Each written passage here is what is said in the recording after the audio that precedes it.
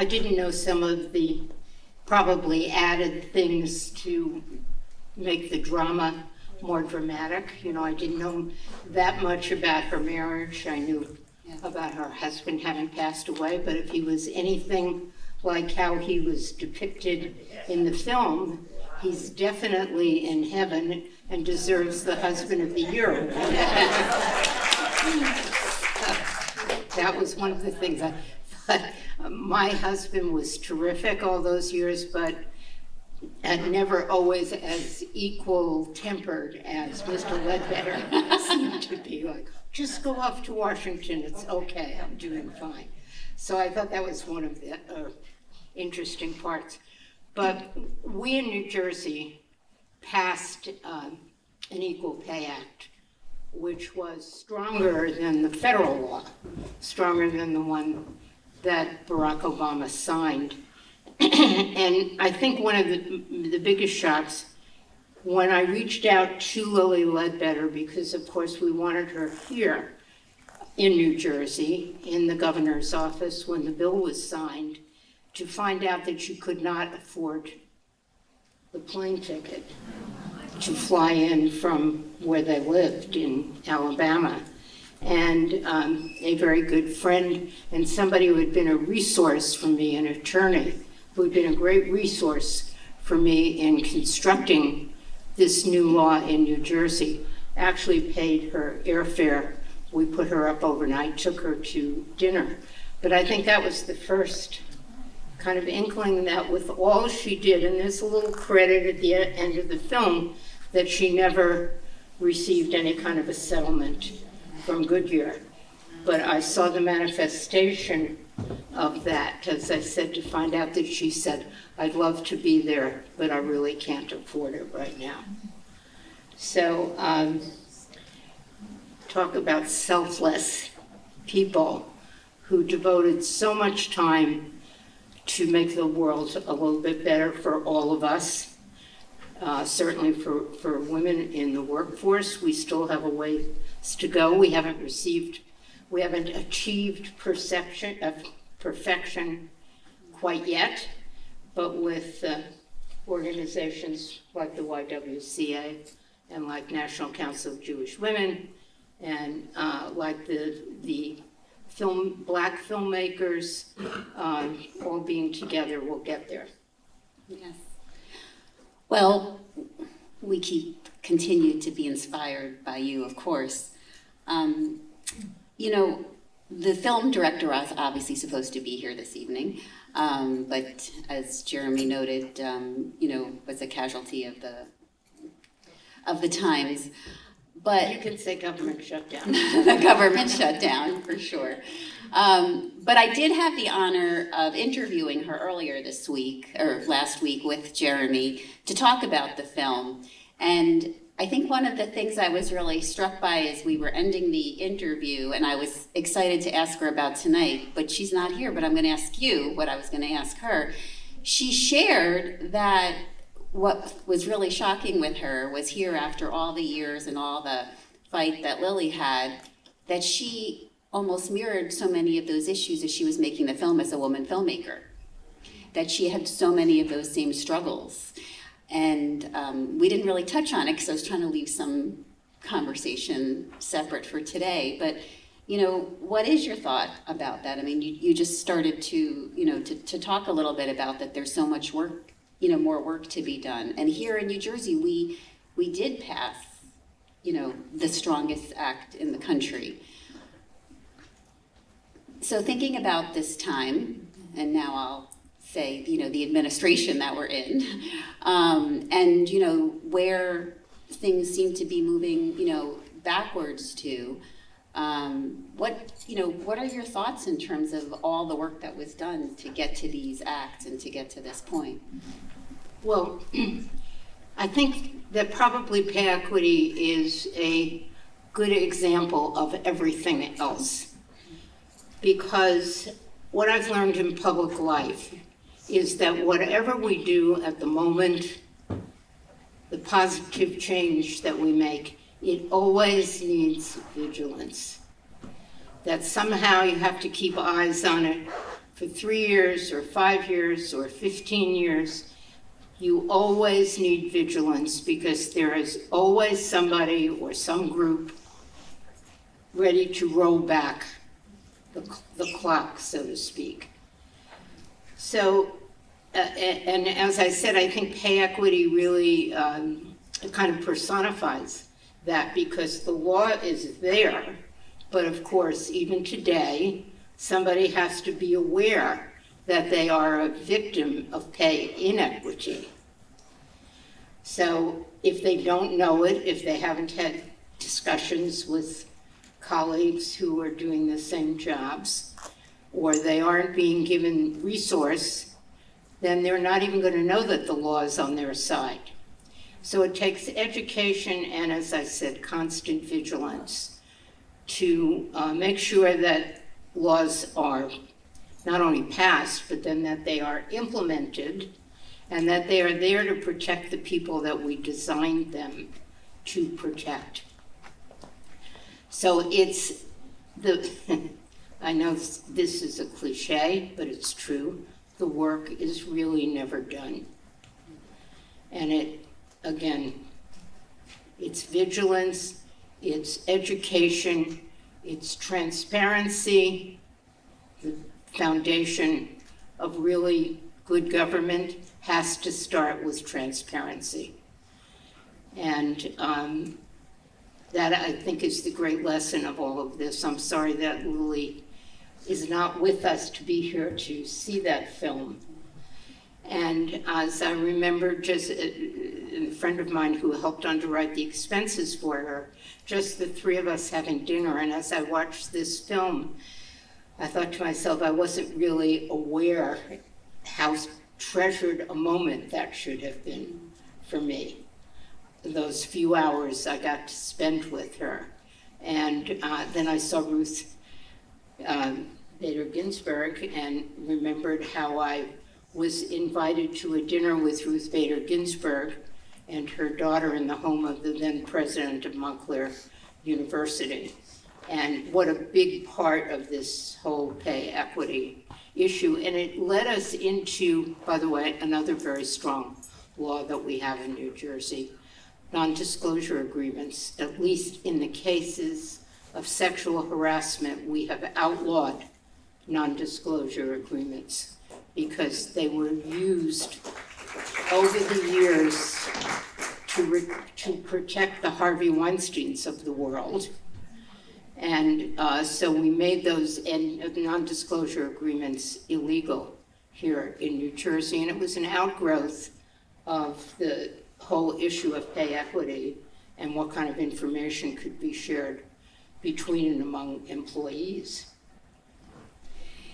It wasn't lost on me watching the film and knowing, kind of getting a sense of Lilly's fighting instinct and thinking what so many cuts to Justice Ginsburg throughout the film, and then thinking about you sitting here, what the connection between the three of you, really is in terms of that tenacity and, that fight that you brought to everything. When you were having dinner with her, what was that conversation like? When I was having dinner with Ruth Bader Ginsburg, she was the slowest eater. And she was still picking up small forkfuls and chewing while the rest of us were ready for dessert. And she keeps her gloves on most of the time. But I didn't realize that she considered this such a crowning achievement of her tenure on the Supreme Court, even though she was on the losing side. And the other part that this shows, I mean, if the film is a real true depiction of Lilly, which is what I thought in meeting her, that no matter what roadblocks were put in her way, no matter how often she wanted to give up, she moved on. And that's what it's really like. And when I think of things that were really important to me in terms of passing legislation, some of them took 10 and 12 years, literally. So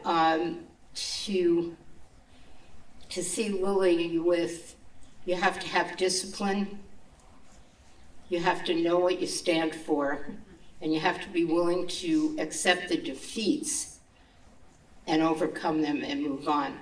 When you think that even the Supreme Court decision of 5-4, when they lost the case, and they still found a way by getting the law changed through Congress and getting signed. But I think it was among the first bills that Barack Obama signed when he became president, if not the first bill.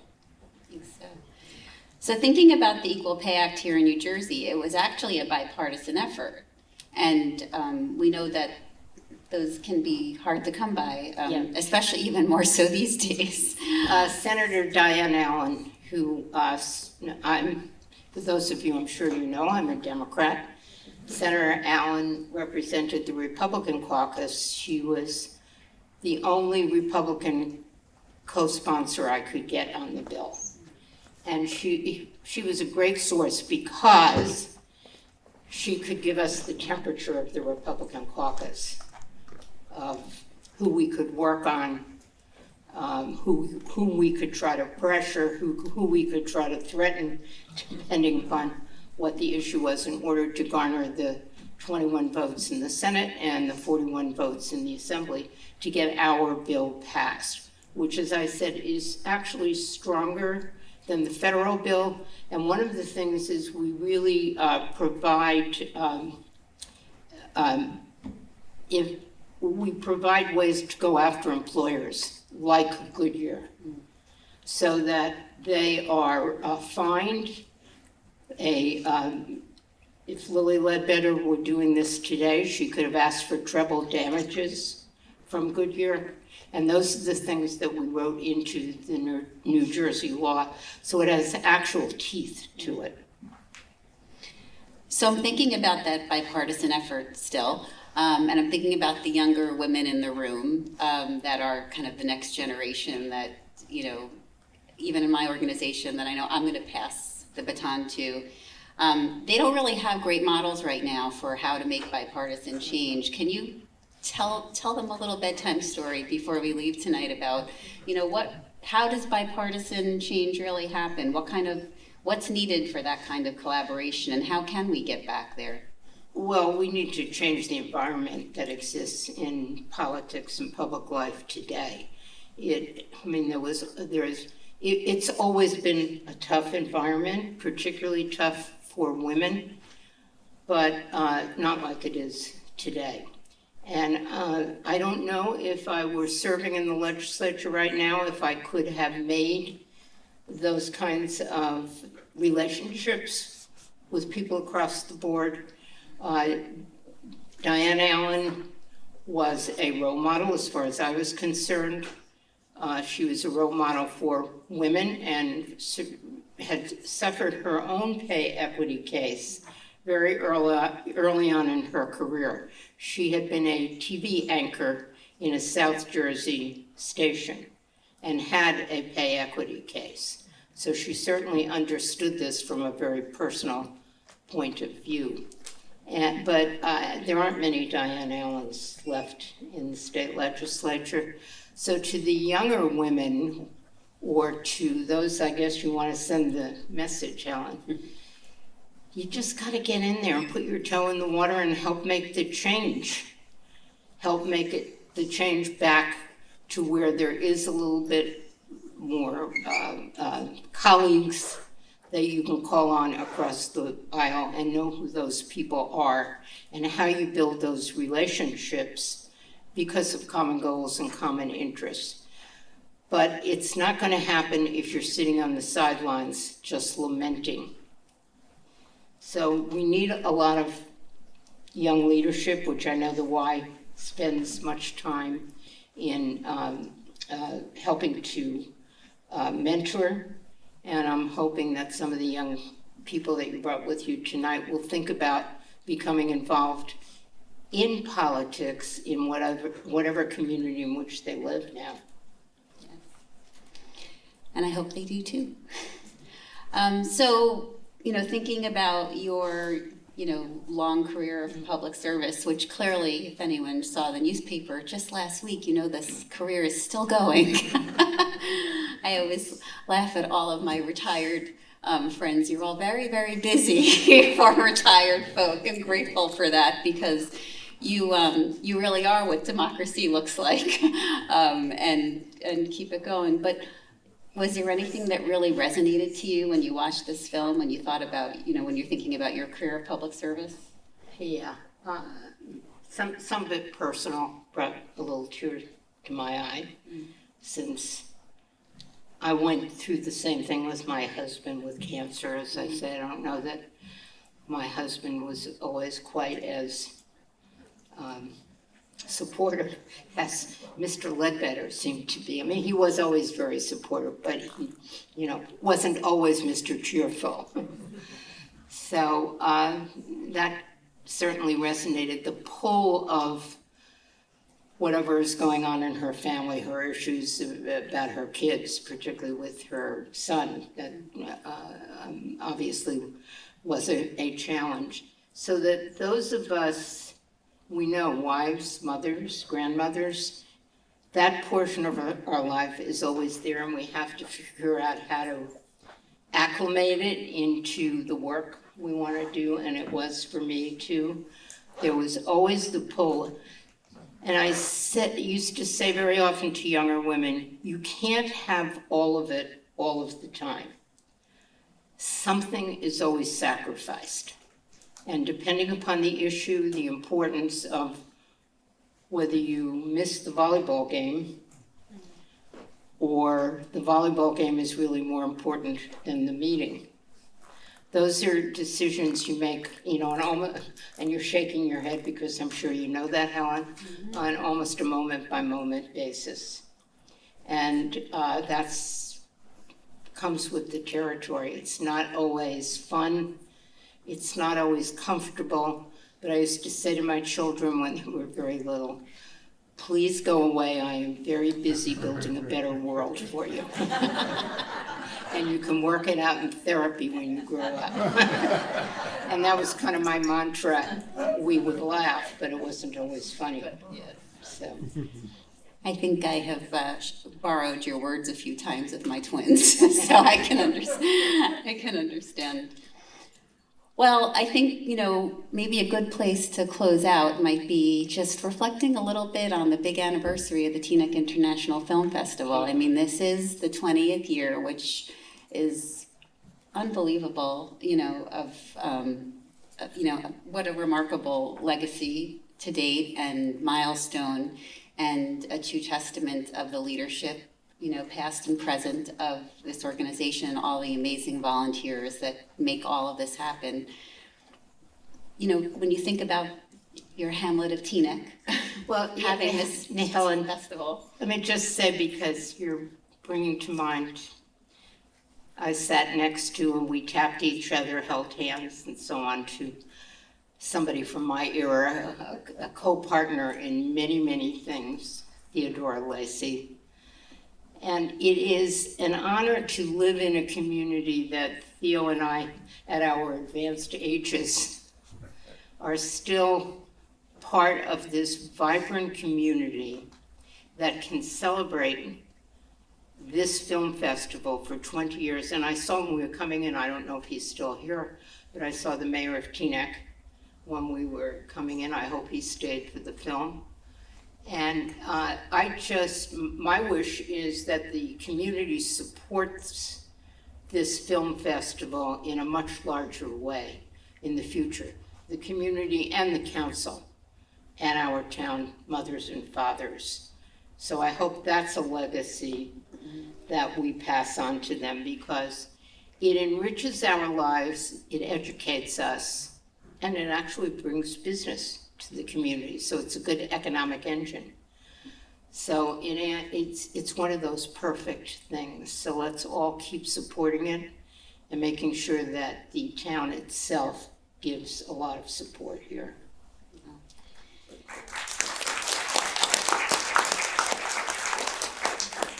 I I, for one, have always appreciated in all the years that the YWCA has been a partner with the Teaneck International Film Festival is the level of badassery women that are all attached to every film. And really the community and the way that everyone does come out and support. So I'd like to thank you so much. Thank you. For sitting and chatting with me.